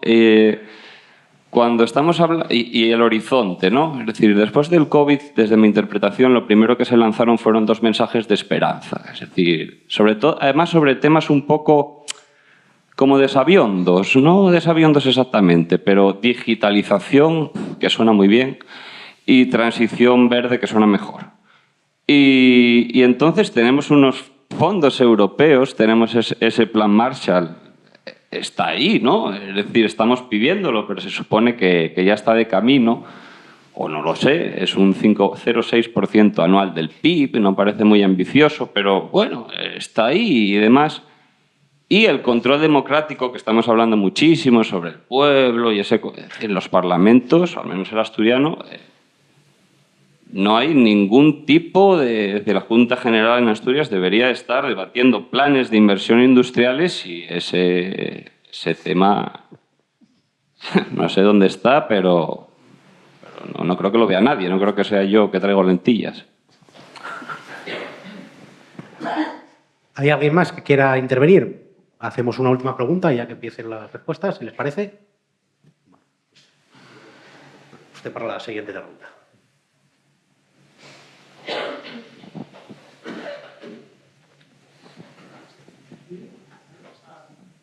Sí, una cosa con la cuestión de esta idea un poco que yo creo que se deja caer bastante, ¿no? De que la transición ecológica produce una derechización de las regiones obreras. Nosotros aquí vivimos en Asturias, donde mayor transición energética que pueden haber vivido las cuencas mineras no existe. Primero el cierre de la minería, un poco más tarde el cierre de las centrales térmicas y no se ha producido ninguna derechización.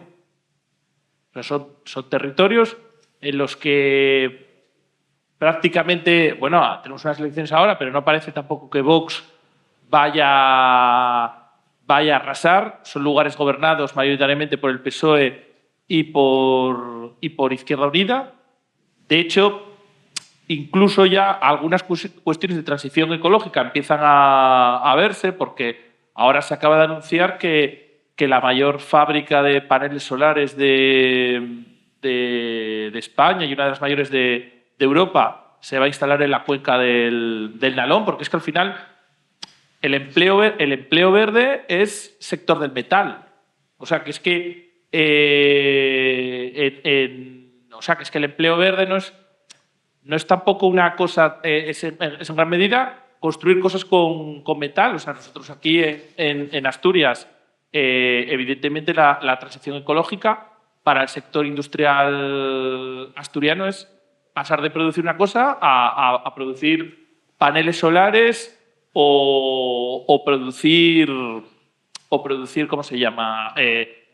Molinos eólicos, que hay una planta muy potente en Avilés que no para de crecer. Ahora también en Gijón, en el puerto del Musel, se va a hacer. O sea que ciertas cosas como que al principio sonaban como muy exóticas, ¿no? De que se van a generar no sé cuántos puestos con la transición ecológica. Sonaba como muy raro, pero es que ahora la gente también lo empieza a ver. Y luego yo creo que hay una cierta traslación como muy automática de ideas de Estados Unidos, ¿no? O sea, esa idea, digamos, que nos contaron mucho del cinturón de óxido de los Estados Unidos, obrero que pasó de votar a los demócratas a votar a Trump y tal. Bueno, pues es que esa idea del cinturón de óxido no parece que se dé en España. O sea, es que en general todas las regiones industriales o postindustriales siguen manteniendo votos más o menos votos bastante altos a la izquierda, y las regiones o los territorios que más se han derechizado no han sido son sectores, lugares como más terciarios, o sea, lugares donde no se han producido esas transiciones que evidentemente han sido traumáticas, pero no se han reflejado en esa derechización que nos llevan un mogollón de tiempo diciendo, trasladando yo creo que de forma muy mecánica el ejemplo del famoso cinturón de óxido del norte de los Estados Unidos. Bueno, pues podéis ya ir respondiendo. Lo único que os pido concisión. Tendríamos como hasta menos 20 más o menos, ¿no? Para terminar. ¿Cómo hacemos? Vale. Yo me pido la de la población y la de la transición justa. Pues dale. Pues dale, claro. A ver, el tema de la población, superpoblación, siempre sale. Y primero, yo creo que no es una cuestión de número de personas en el mundo, sino de consumo y distribución de los recursos. Para que siempre se maneja el 10% más rico del planeta es responsable del 80% de las emisiones y posiblemente consume el 80% de consumo de alimentos del mundo. Para vuestra información, todos aquí estáis dentro del 10% más rico del mundo. Ni siquiera alguien en España, a partir de 12.000 euros anuales para abajo, saldría de ese 10% más rico del mundo. Entonces, cuando tú hablas de que sobra población, ¿qué población? ¿De dónde? ¿Cómo elegimos? ¿Cómo dices? Aparte de que cualquier política de control demográfica acaba siempre en un control de cuerpo de las mujeres y, por tanto, de corte fascista, creo que el debate es cómo distribuimos los recursos entre la población. El planeta y con la tecnología que existe podemos vivir todos si repartimos energía, alimentos, consumo de materiales. Un dato sobre la transición, el cierre de las minas y la evolución política. En el Congreso se votó el decreto de cierre de las minas a finales de 2018. En las elecciones de abril de 2019, en la mayor parte de los municipios mineros de España subió en votos el Partido Socialista, cuya ministra fue la que impulsó y la que votó ese Real Decreto. ¿Por qué? O la teoría que hay alrededor de esto es que se hizo con un proceso de transición justa. España ha sido el primer país, y esto hay que reconocérselo al Gobierno, que ha hecho de un concepto que viene del mundo sindical como era la transición justa, que lo convirtió en política pública. Y en años y con el tiempo veremos si funciona o no, pero el hecho es que se está haciendo y que está canalizando algo que no se había hecho. ¿La transición ecológica va a crear puestos de trabajo? Sí, va a destruir puestos de trabajo. Y no es tanto el balance global, cuántos crea y cuántos destruye, sino en qué sectores, en qué regiones y cómo a esos colectivos específicos les das respuesta, porque van a ser sectores muy concretos, generalmente muy regionalizados y a los que tú tienes que darle salida y que a veces tendrán acomodo fácil y otras no. Y es donde las políticas públicas, sea de formación, de reindustrialización, políticas sociales, de renta básica, la que se nos ocurra, es la otra mano donde tiene que entrar a acompañar las transformaciones industriales.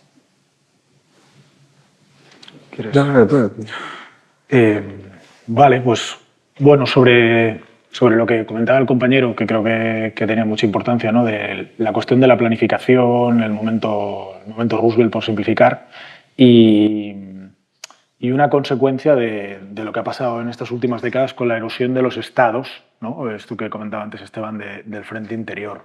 O sea, yo creo que siempre hay planificación. O sea, el asunto es quién planifica, ¿no?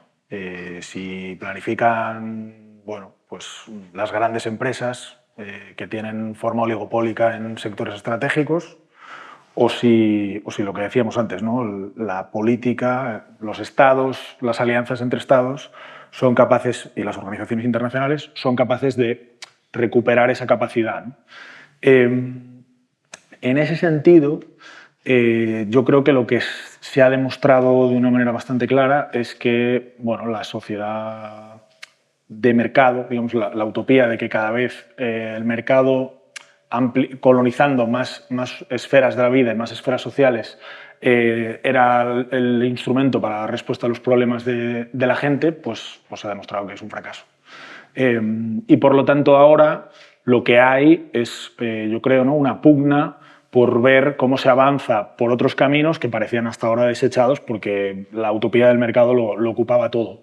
Y en eso estamos, en buena medida, yo creo que en una lógica todavía muy prematura de ensayo y error, y que hay, bueno, unas élites que están obviamente dando pasos en una dirección positiva. No sé, por ejemplo, comentabas lo de los fondos europeos, que yo creo que no es tanto la cantidad, que es modesta respecto a las posibilidades que tendría el continente europeo, pero sí que es muy relevante que haya habido algo muy parecido a deuda mancomunada, que europea, que hace 10 años era un sacrilegio. O sea, parecía que si hacías eso se iba a acabar el mundo. Y resulta que fue la respuesta que dieron los gobiernos europeos de muy distinto signo y no precisamente muy de izquierdas, ¿no? Vemos, bueno, la Comisión Europea reconociendo que hay un problema evidente con los márgenes empresariales de las grandes empresas, por ejemplo, en el sector de la alimentación, o a un gobierno de derechas en Grecia tomar medidas para limitar el precio de las hipotecas porque los tipos de interés están subiendo tanto que generan un problema estructural en las economías. Bueno, yo creo que estamos en ese impasse en el que evidentemente se están empezando a hacer ensayos y el tema es empujarlos en esa, ¿no?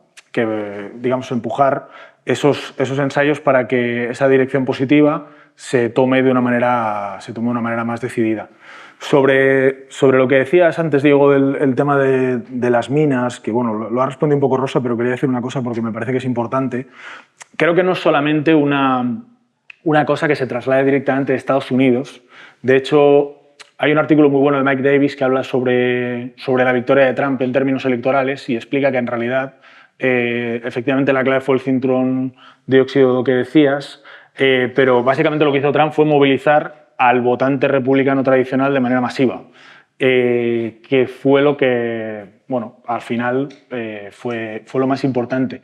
Yo creo que en Francia, por ejemplo, seguramente es el país donde esto pasa de manera más clara. También habla de ello Esteban en el libro, y creo que es interesante la importancia del territorio y de las zonas castigadas por décadas de neoliberalismo que hacen que haya más voto a la extrema derecha en un contexto político muy particular en el que la oposición es, la otra alternativa es Macron, que probablemente sea, ¿no?, el último neoliberal, digamos, que también está haciendo cosas muy raras para ser neoliberal, para sobrevivir. Y luego otra cosa que no se tiene muy en cuenta quizá en este debate, ¿no?, de que parece ser que la clase obrera, que antes era izquierda, se derechice y tal, es que en esos países, en Estados Unidos, en el caso francés, estamos hablando seguramente de una generación. O sea, que no es... O sea, yo creo que el riesgo aquí no es tanto que la gente que ha votado toda su vida al Partido Socialista o Izquierda Unida vaya a pasarse a votar a Vox en la próxima elección, sino que el problema que tenemos es la desafección con las instituciones democráticas. O sea, que Digo, no digo que esté pasando ahora, pero creo que ese es el riesgo. O sea, que el riesgo no es que la gente se vaya, que la transición ecológica produzca ultraderechistas en masa. O sea, yo creo que el problema es que lo que puede generar, si no se hace bien, es desafección con las instituciones y, por lo tanto, en último extremo, bueno, pues un problema para hacer este proyecto que es complicado, que es la política, que es aunar, ¿no?, la justicia social y la justicia climática, en condiciones democráticas. La demografía va a ser muy importante geopolíticamente y lo es ya, ¿no? Porque los países que están liderando, digamos que la reacción, ¿no?, que desea un mundo multipolar, son países demográficamente poderosos, como China, como India, como Brasil, ¿no? Bueno, ¿por qué? Pues porque el tamaño importa cada vez más. Y esos países son países en desarrollo, es decir, tienen capacidades, están desarrollando capacidades, tienen población, tienen energía, tienen vitalidad, tienen... Bueno, pues la demografía es importante también geopolíticamente ya. Y lo ves hasta el punto de que si uno empieza a sumar la población de los países que no han respaldado las sanciones a Rusia, ¿no?, y sumas la población de los países que se han respaldado, mayoritariamente, ¿no?, muy superior, ¿no?, los que no han respaldado las sanciones. Bueno, pues eso ya te indica algo, ¿no? ¿Y lo va a hacer en el futuro? Sí, lo va a hacer en el futuro también, porque por muchos motivos, porque los países que se desarrollen, ¿no?, que crezcan, ¿no?, y que tengan demografía, tendrán mercados poderosos, tendrán mano de obra, y los países que no, y pienso por ejemplo en África, que tengan demografía grande, pues cada vez intentarán trasladarse más a otros países que tengan mejores condiciones de vida. Entonces, es un elemento muy relevante. Respecto del ChatGPT que decías, sí, bueno, no hay ningún capítulo dedicado al ChatGPT, pero es que básicamente lo mismo que lleva mucho tiempo ocurriendo. Es decir, en el momento en que hemos empezado con los procesos de digitalización, se ha comenzado una descualificación de los trabajos profesionales.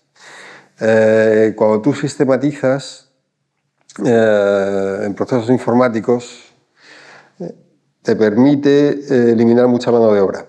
Y te permite además establecer procesos de control y de regulación del trabajo, sea cual sea, da igual que sea jurídico, ¿no?, que periodístico, que el sector de la arquitectura o la ingeniería, que te permite que gente de nivel medio superior, no digo que pueda ser sustituida, pero sí que pueda empezar a cobrar mucho menos de lo que cobra, ¿no? Y es un proceso que lleva mucho tiempo ocurriendo. No creo que ChatGPT cambie esto en absoluto, sino que no es más que un paso adelante en esa dirección.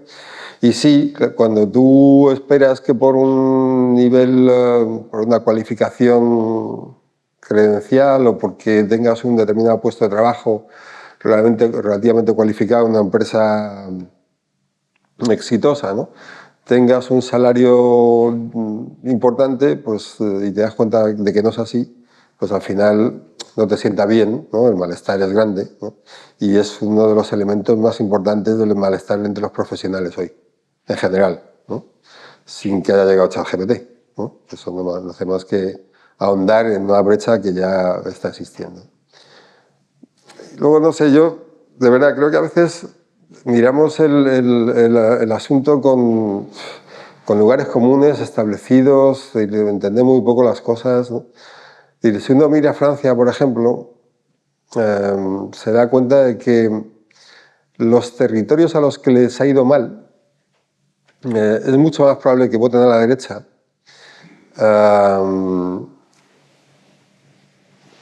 Territorios que tienen sensación de vivir en decadencia, ¿no? Y bueno, pues aquí en España ocurre con algunas regiones que están permanentemente en una espiral muy negativa, ¿no?, de salida de población, ¿no? Bueno, pues en Francia, en el Reino Unido o en Italia o en Estados Unidos, ocurre un fenómeno muy curioso, que insistía antes en la proyección del futuro. Cuando tú vives en un entorno, digamos, con energía, con actividad, ¿no?, es más probable que la izquierda gane, o el progresismo. ¿Por qué? Pues porque hay una parte, digamos, ideológicamente conforme, ¿no?, con la ideología progresista, y en Madrid lo ves, o en Cataluña lo ves también, en Barcelona, porque además es más, si la gente que tiene menos recursos tiende a pensar que hay una posibilidad de tener éxito en la vida, ¿no?, y por lo tanto dice, bueno, a lo mejor me da mal ahora, pero en el futuro me va a ir mejor, ¿no? Me va a ir bien porque es una ciudad con posibilidades y tal, ¿no? Entonces, bueno, en la medida que todo vaya hacia arriba, claro, cuando uno empieza a pensar, por ejemplo, por qué Ayuso ganó las elecciones, tiene mucho que ver con esto, ¿no? Es decir, quien logra representar mejor la vitalidad, la energía y tal y cual, pues tiene mucho ganado. ¿Qué ocurre? Que esto lo están haciendo ahora, ¿no? Pienso en Málaga, ¿no? Pues fuerzas de derecha y fuerzas de izquierda. Lo pienso en Valencia y lo están haciendo fuerzas de izquierda, ¿no?, con el gobierno de Chimo. O sea que a lo mejor no es tanto el pensar en términos de, claro, es que la extrema derecha dice esto, la izquierda dice lo otro, entonces no sé qué, todo es mecánico, sino que cada cosa tiene su espacio, su entorno, ¿no?, y conviene estudiarla bien, ¿no? Entonces, lo que sí es evidente es que, por razones que, ¿no?, que pueden ser múltiples, uno empieza a examinar el mapa europeo y ve cómo hay dos opciones políticas en general. Una es, digamos, la opción sistémica, ¿no?, que puede ser Macron, puede ser Sánchez, ¿no?, pues, y la opción rupturista. Y la opción rupturista está encarnada por la derecha populista o la extrema derecha. En todas partes. En todas partes. Pues por algo será, ¿no? Entonces, decir, no, es que son lugares comunes, el cinturón del éxito, pues muy bien, si haceos, digamos, la composición del lugar que queráis. Pero si no afrontamos esto, o sea, es que uno ve el puto mapa europeo entero, ¿no? ¿Sabes? No sé, o sea, pensarlo de otra manera, ¿no? Entonces, claro, es verdad que casi tiene especificidades y que hay muchas cosas que están transformando la política. Por ejemplo, ¿por qué ganan en muchos lugares el PP y el PSOE? Porque los votantes son conservadores. ¿Por qué son conservadores?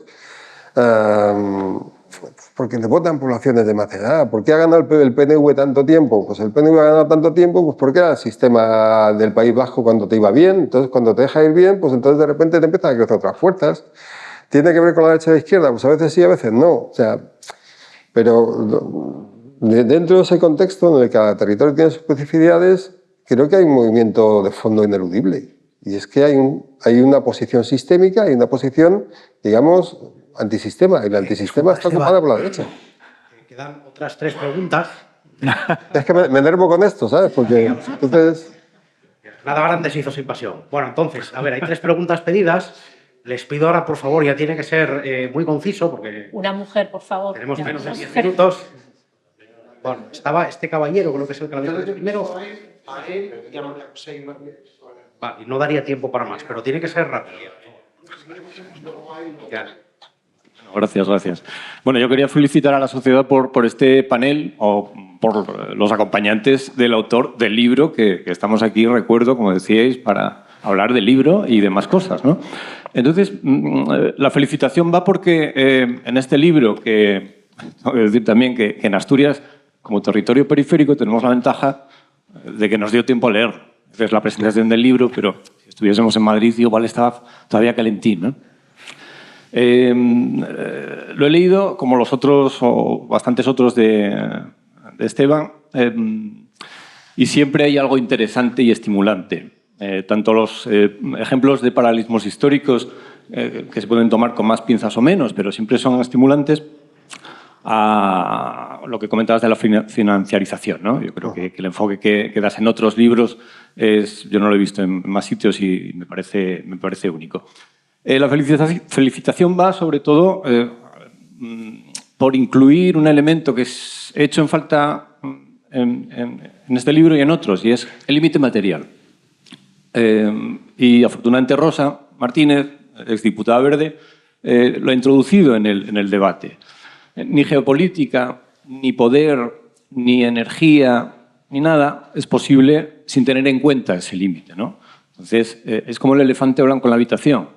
leo tu libro, leo los otros, pero siempre hay un elemento que no veo igual con la envergadura que me gustaría, ¿no? Para poder interpretar el presente. En esa línea que tú decías, todo está interrelacionado, pero la geopolítica y los juegos del hambre energéticos no se entienden si no pensamos en los límites. El límite del petróleo, el del carbón, el de los metales raros. China y su tecnología sujeta a todos esos metales. Entonces, solo como admiración por una parte y también elemento que me gustaría encontrar con más frecuencia, evidentemente con la libertad del autor, pero creo que es algo que no se puede ignorar, o sea, para poder entender la realidad. Nada más. Gracias.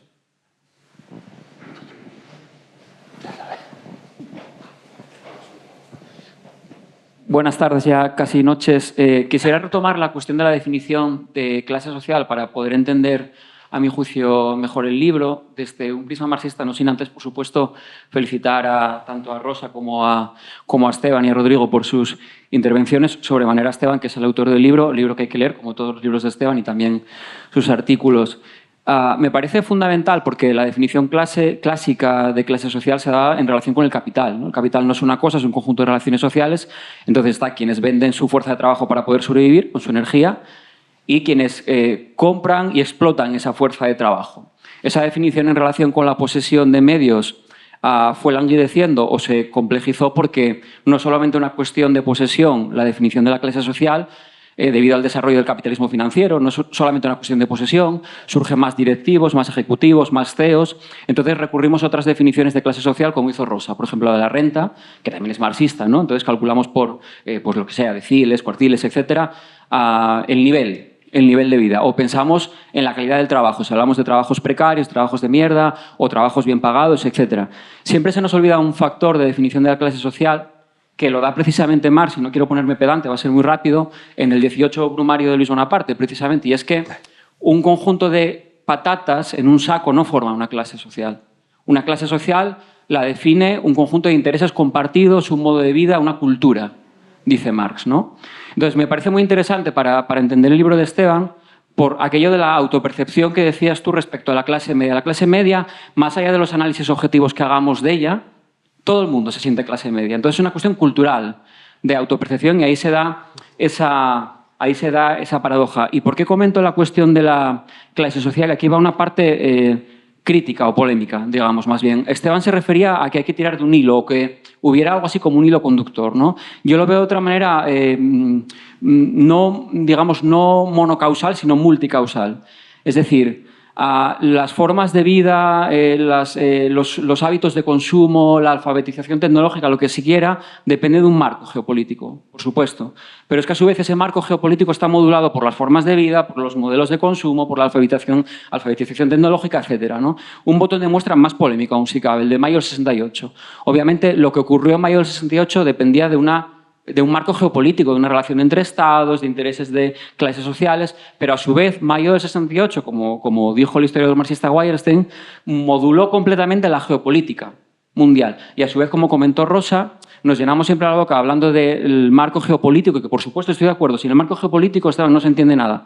Pero es que a su vez la geopolítica no se entiende sin esos límites geofísicos y biológicos del propio planeta. Entonces, un poco la pregunta a los tres sería si mejor que hablar de un hilo solo, ¿no? Habría que hablar de muchos hilos y cómo se entretejen entre ellos. Gracias. Está para el autor del libro.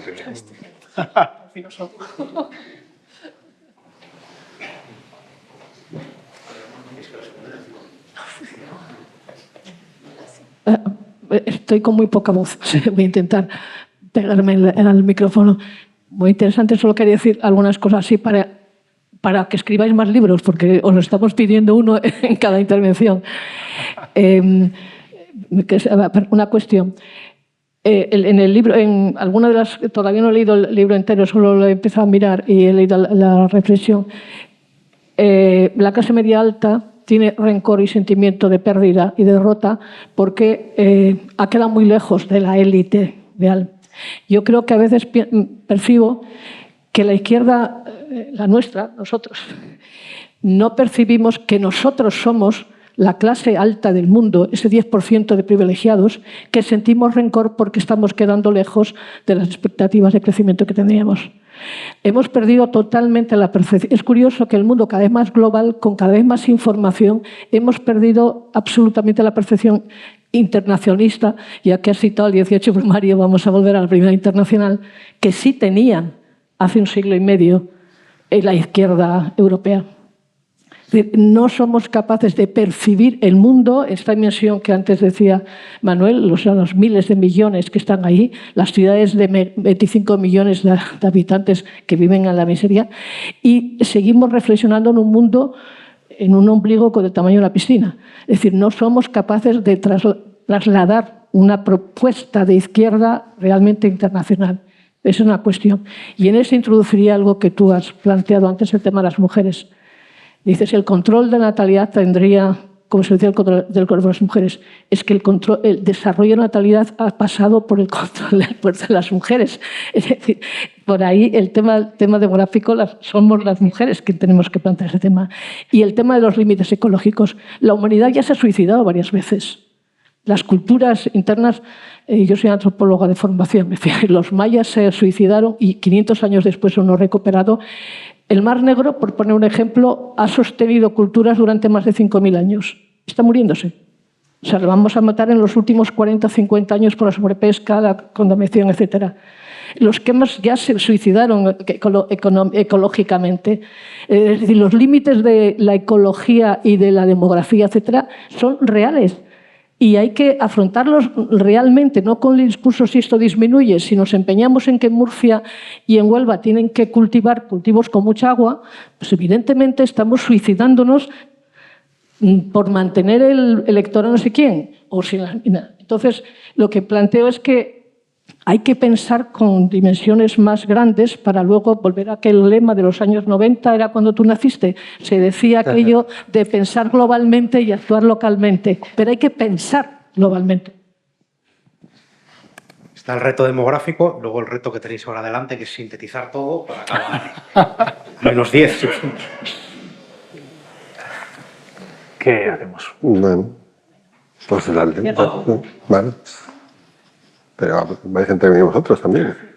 Pues yo solo decir que creo que efectivamente uno de los retos de la política es introducir el concepto de límites materiales, empezar a hacer política, planes, horizontes, teniendo en cuenta los límites materiales. Y me da igual de los regadíos de Doñana que el plástico, que los minerales raros. O sea, esa es parte de la clave.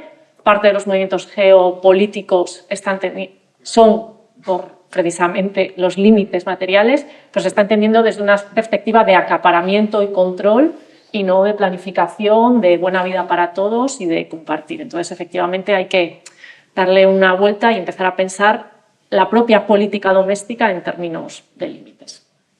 Y lo de la clase social, complejo, pero creo que hay un problema, el de que la definición del 18 primario de las patatas en un saco de patatas, creo que ahora la fragmentación cultural identitaria que hay permite que haya muchas identidades cruzadas o con otras que las rentas y lo que supuestamente son grupos sociales. Igual toca repensar desde el punto de vista antropológico lo que es un grupo social y no tanto. O sea, creo que en términos de renta, si lo cruzamos con antropología o identidades culturales, creo que nos saldrían demasiados hilos que no nos daría ni siquiera un saco de patatas como para que eso fuera clase. A mí me parece ahora mismo que es un reto, no sé cómo definir la clase social y si tiene sentido hablar de clase social, y aquí me vais a apedrear los marxistas, pero... de clase social entendido como se ha entendido hasta ahora, o sea que igual que hay que repensarla efectivamente. Bueno, muy rápido, en relación a lo que planteabas, Juan, de la clase social, ¿no? Y cómo las sociedades, digamos, las clases de las sociedades y su lucha condicionan, ¿no? la geopolítica y viceversa. Bueno, pues yo estoy básicamente de acuerdo con lo que planteabas y con la noción de clase social que, como dices, está en Marx, también está en Thompson, ¿no? O sea, de formas de vida. O sea, que no se trata simplemente de compartir pues eso, un nivel de renta, incluso un centro de trabajo, una trayectoria vital, sino que además se trata de ser capaz de proyectar un futuro y unos intereses comunes para intervenir en la sociedad en la que vives. Esto, yo estoy de acuerdo con Rosa, creo en una cosa que planteaba ahora, que es que en las sociedades actuales eso... O sea, creo que es difícil que sea la clase lo que articule, la clase trabajadora, la clase obrera, lo que articule amplias partes de la población para impulsar transformaciones. No sé si es un poco cursi, pero yo diría que aquí la coalición realmente importante son las coaliciones ciudadanas. O sea, quiero decir que hay que pensar los proyectos ciudadanos o un movimiento ciudadano que vaya más allá de la clase en el sentido de que eso casi es una condición de nuestras sociedades más que, no, digamos, que no es algo que podamos elegir. O sea, que antes planteaba Ovidio usted de la trampa de la diversidad y el problema de que la clase obrera no es el sujeto porque hay identidades fragmentadas y tal.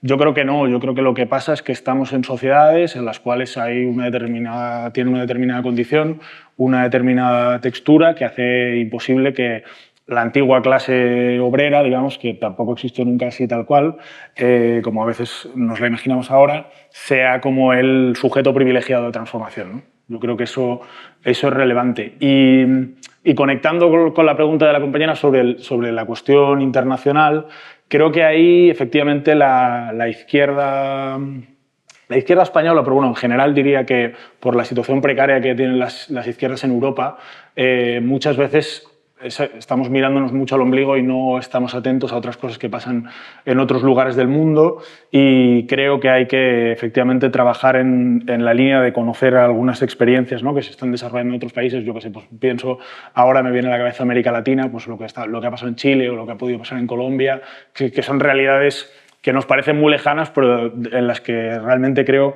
que habría muchas cosas que aprender con diálogo e intentando crear una cierta cultura internacionalista, por recuperar la palabra, que creo que sería muy positiva, porque efectivamente los cambios que estamos planteando o que venimos hablando, que se están abriendo paso, se comienzan en la escala nacional, pero tienen que tener una traducción en niveles en escalas más amplias, ¿no?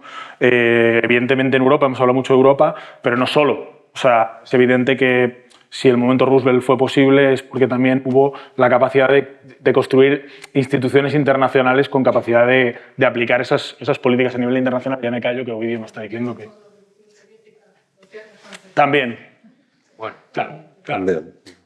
Si el autor quiere rematar, ya... Pues remato rápido.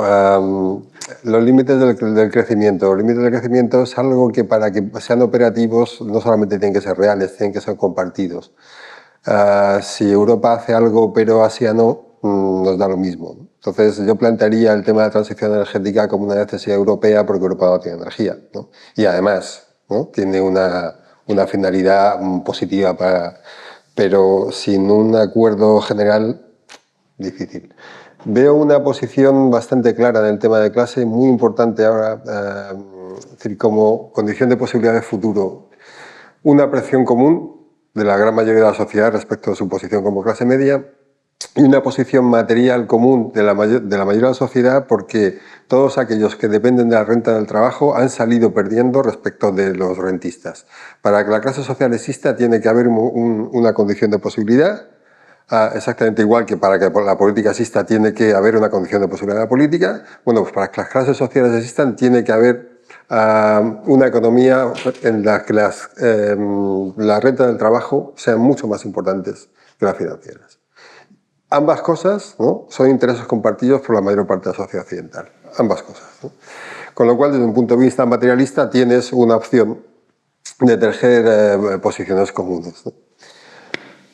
El internacionalismo es esencial porque el tamaño importa mucho, ¿no? Y ahora no vamos y vamos hacia una posición de bloques. Entonces, las conexiones que logramos establecer con quién van a ser decisivas. Entonces, efectivamente, ¿no?, yo creo que hacen falta otras instituciones internacionales y que a lo mejor no se van a poder construir ahora, pero por lo menos en parte del entorno internacional deberían ser posibles.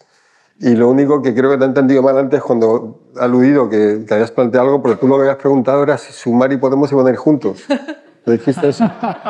No recuerdo haberlo. Tenía la pretensión de que lo tocaseis en algún momento, siquiera con la Ya, no sé, es que si no lo preguntas tú, que estás aquí... La transición ecológica no daba mucho margen. Entiendo que esta pregunta... Bueno, no. Bueno, antes de meternos en terrenos escabrosos, tengo que ir ya dando por terminado el acto. Antes de despedirlo, les hago un par de anuncios. Rapidísimo. El viernes 14 de abril, aniversario de la proclamación de la Segunda República, junto con el Ateneo Obrero de Gijón, organizamos, desde la Sociedad Cultural Gijonesa, la tradicional ofrenda floral en el Cementerio del Sur, que será a las 18:30, 14 de abril, viernes. Y al día siguiente, el sábado 15 de abril, en esta sala, a las 7 de la tarde, en colaboración con el Festival Internacional de Cine, organizamos el ciclo Cineclub 60 y se proyectará la película de John Ford, Dos cabalgados. Bueno, invitamos a asistir. Muchas gracias a los intervinientes, muchas gracias a ustedes por su asistencia.